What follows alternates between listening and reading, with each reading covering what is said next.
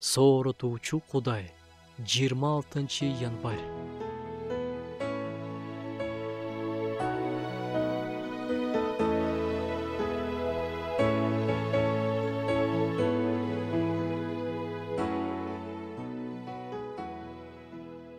Биз Кудайдын бейнесинде жаралганбыз. Рух, жан жана денеден турабыз. Кудайга окшош болуп жаралганыбыз менен жерде жашап жатканыбызда баары бир биз чектелүүбүз. Биз бири-бирибиздин ичибизде эмне болуп жатканын биле албайбыз. Эмнени ойлоп жатабыз?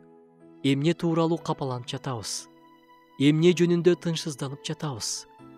Сыртыбыздан эч нерсе билинбейт. Бирок ичибизде чоң толкундар болуп жатышы мүмкүн. Аны адамдардан эч ким биле албайт. Жылмайып коебуз.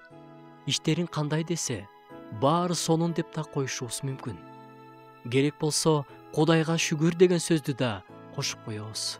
Бирок сырткы денебиз ооруганда, дарыгерге кайрылгандай эле, ички жаныбызда, рухубузда толкундар болуп жатса, алар жөнүндө да кам көрүшүбүз керек. Акыбалды бир Кудай жана сиз билесиз.